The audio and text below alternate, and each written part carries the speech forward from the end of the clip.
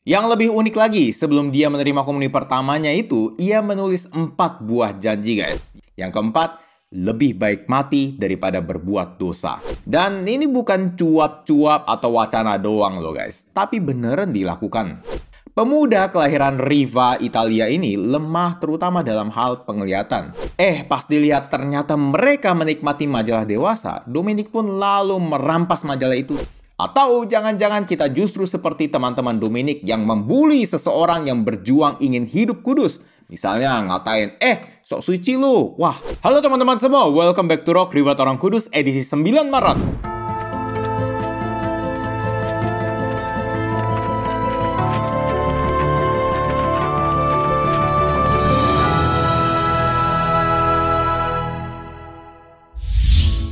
Hari ini kita akan membahas riwayat dari Santo Dominikus Savio, pelindung remaja putra dan paduan suara.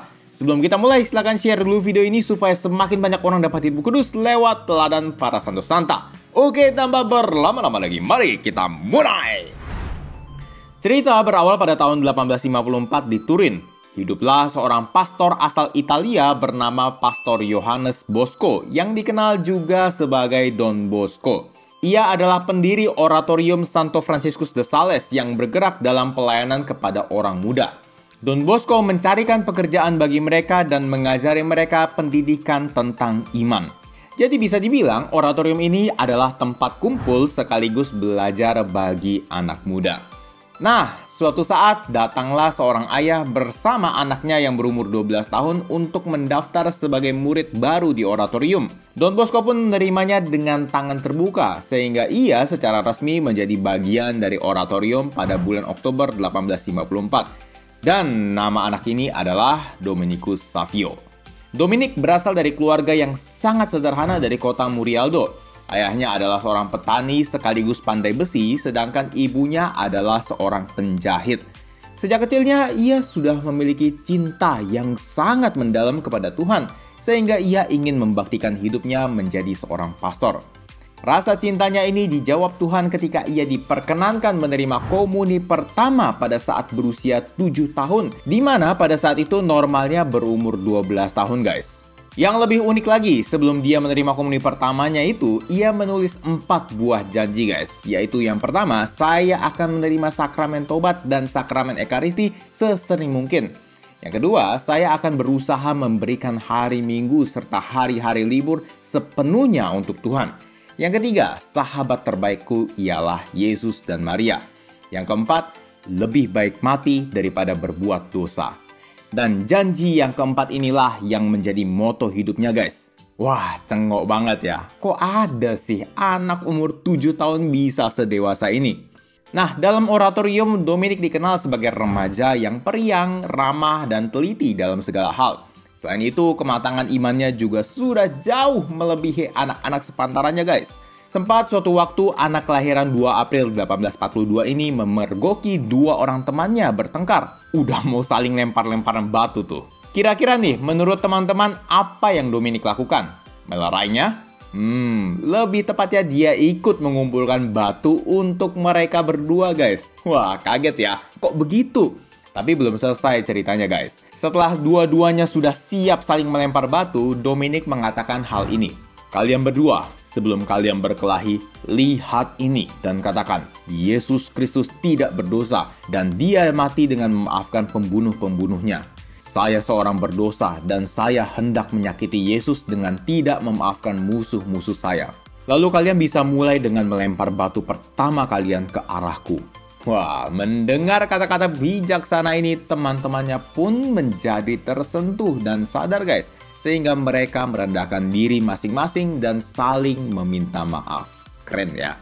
Melalui berbagai kegiatan rohani dalam oratorium ini, iman Dominic terus-menerus diasah. Sehingga ia memiliki tekad baru dalam hatinya, yaitu menjadi orang kudus.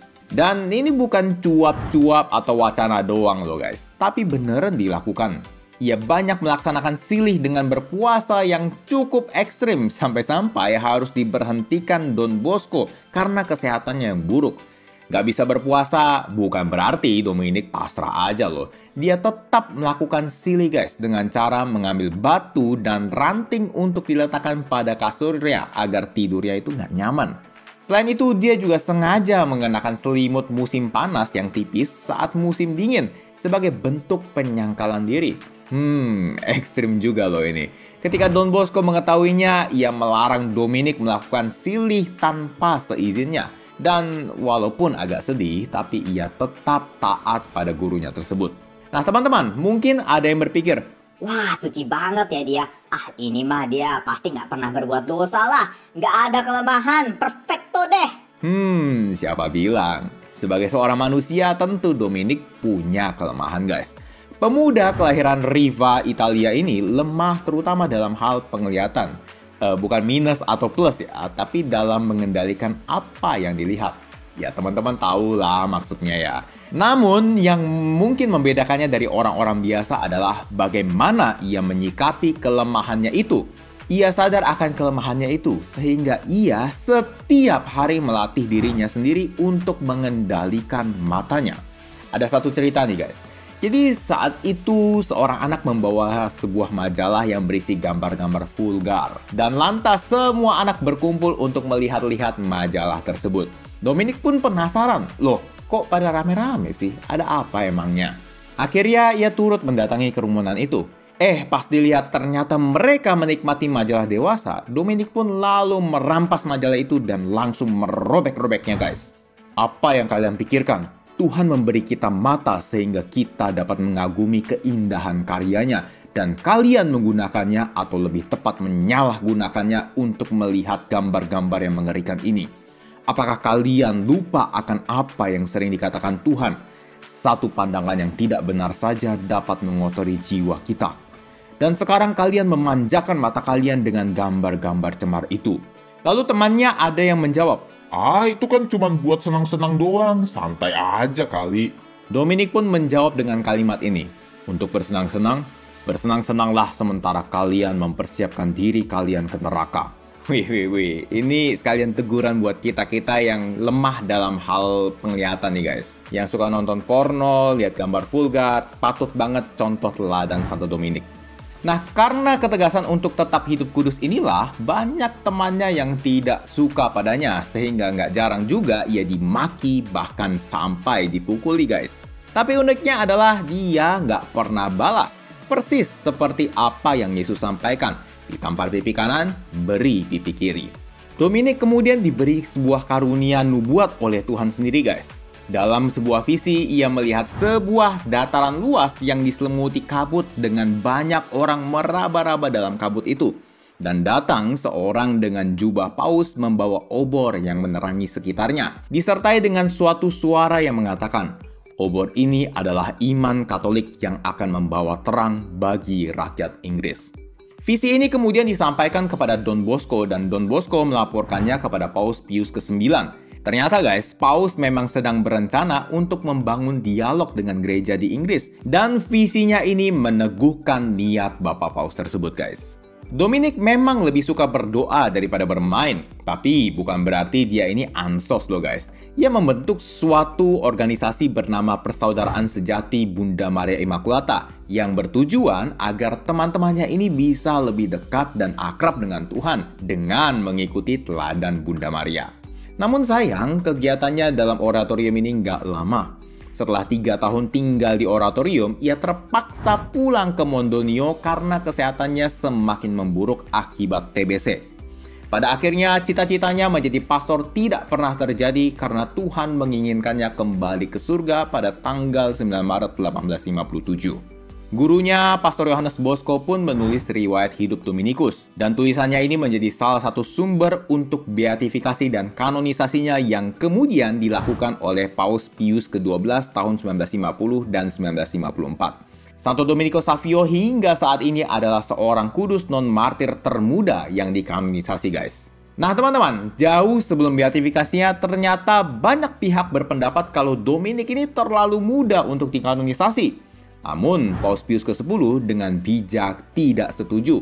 Beliau mengatakan bahwa tidak seorang pun terlalu muda atau terlalu tua atau terlalu apapun untuk mencapai kekudusan yang menjadi panggilan bagi kita semua. Nah, ini sebenarnya adalah poin yang bagus guys, yaitu mencapai kekudusan adalah panggilan bagi semua manusia. Pertanyaannya, sudahkah kita sadar akan hal ini? Atau jangan-jangan kita justru seperti teman-teman Dominik yang membuli seseorang yang berjuang ingin hidup kudus. Misalnya ngatain, sok suci lu, wah santo nih dia, oh siap jadi pastor nih, si tukang doa tuh, dan lain-lain. Loh, emang ada ayatnya di kitab suci suruh kita hidup kudus? Wih, ada dong, tenang aja. Tetapi hendaklah kamu menjadi kudus di dalam seluruh hidupmu, sama seperti Dia yang kudus yang telah memanggil kamu. Sebab ada tertulis, kuduslah kamu sebab aku kudus. Wah, gitu ya. Tapi kan Tuhan Maha Rahim. Ya berdosa dulu gak apa-apa lah ya. Teman-teman yang lain juga kayak gitu kok. Nanti tinggal ngaku dosa aja. Lagian ya kudusnya nanti menjelang meninggal aja. Sekarang kan nikmatin hidup dulu. Waduh guys, sekarang pertanyaannya, emang kita tahu kapan kita meninggal? Kalau besok kita meninggal gimana ayo dengan posisi masih banyak dosa berat nih? Lagian teman-teman, Sirak 5 ayat 5-7 mengatakan seperti ini. Jangan berkata, memang belas kasihannya besar, dosaku yang banyak ini pasti diampuninya. Sebab baik belas kasihan maupun kemurkaan ada pada Tuhan, dan geramnya turun atas orang jahat. Jangan menunda-nunda berbalik kepada Tuhan. Jangan kau tangguhkan dari hari ke hari, sebab tiba-tiba meletuslah kemurkaan Tuhan dan pada saat hukuman engkau dihancurkan. Nah, oleh sebab itu teman-teman, dengan bantuan doa dari Santo Dominikus Savio, mari setiap harinya kita berdoa dan terus mengejar kekudusan. Santo Dominikus Savio, doakanlah kami. Amin. Oke guys, begitulah kisah hidup dari Santo Dominikus Savio. Kalau teman-teman merasa video ini bermanfaat, teman-teman boleh like, subscribe, dan share untuk mendukung pengembangan channel ini. Terima kasih sudah menonton dan sampai jumpa di Rock edisi selanjutnya. Ciao!